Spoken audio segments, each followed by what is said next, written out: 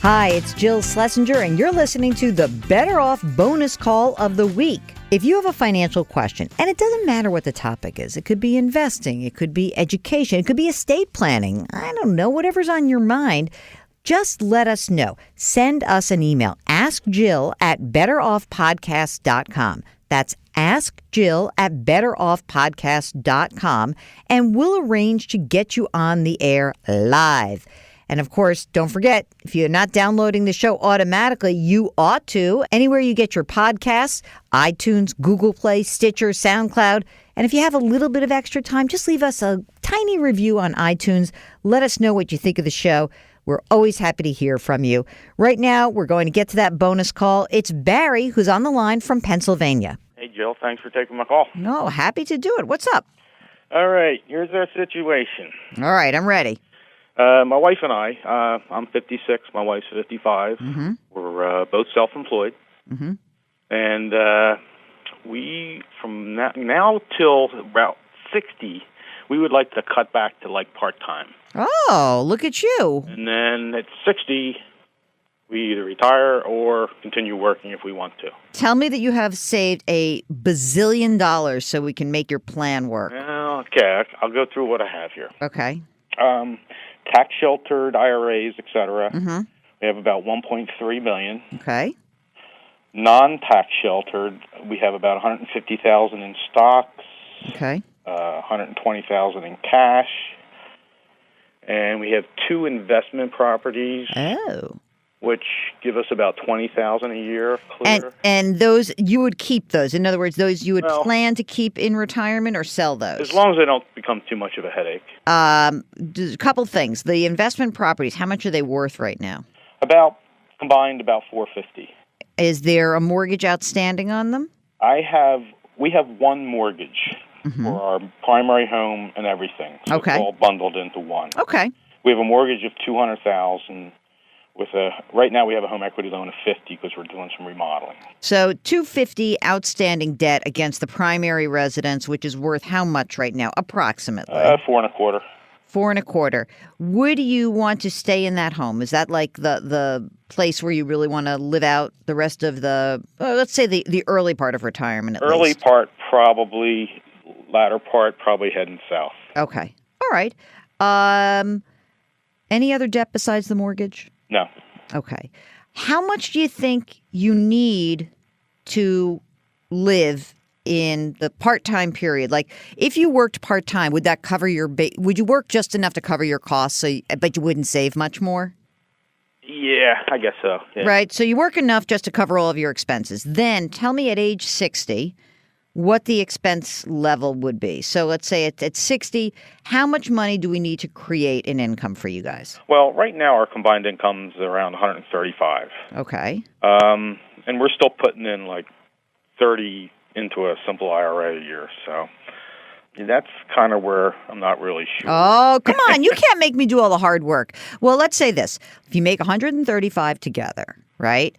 You know that off the top $30,000 is coming, right? Because you right. So that's $105,000, and then you got to pay tax on that. But so let's presume that you would need how about $5,000 a month or $60,000 net to you guys. Okay. That's probably what I'm guessing. Okay, so let's let's say the only reason why I rounded up is. I don't know, because you never know. Because I want you to have a nice retirement.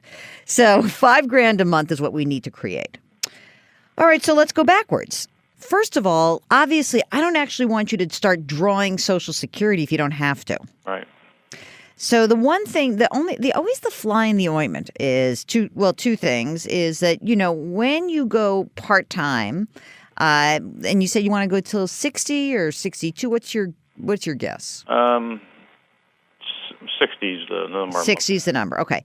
So at that point, you need health care coverage, but, you got to pay for that. But you're paying for it anyway. Since you're self-employed, you're used to paying that bill, right? Yep. Not a big deal. Okay. So. Oh, it is, but. I mean, I'm meaning not a big deal in terms of, not a big change, I should say. Right, Always a big deal, but not a big. Right. Okay. So now, I guess the question is this. do you have enough money to float you so that you don't have to claim Social Security at age 62 and take that big haircut? Right.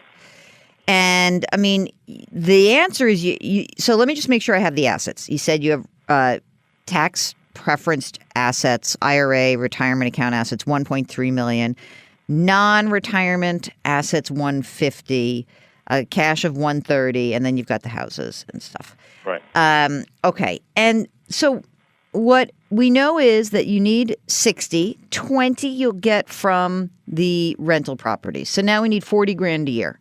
So what you could presumably do is say, well, my non-retirement assets of 150,000, I could use that for a few years, hopefully stretch that out, and make that 4 years worth of coverage to get me to my Social Security retirement age. It's not quite enough, but maybe I could convince you to work till 61.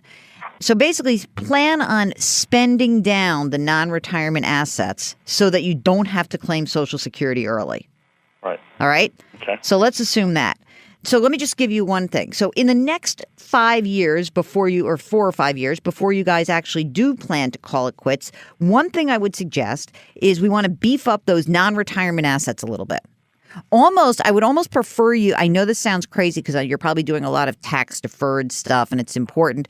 But I mean, if you can, a little extra money in that account's going to help you because you're going to need to drain some of your money. Okay. Mm-hmm. Did you say you have any Roth accounts or was just all? We have like 40,000 in Roth. Okay, that's fine. All right. So now here's my back of the envelope calculation. You retire when you're 60. You use those non-retirement accounts first. Now, I'm not saying the cash because you have an emergency reserve fund. You said about 130 or 125, 130, right? Right. Don't touch that. That I still want you to preserve.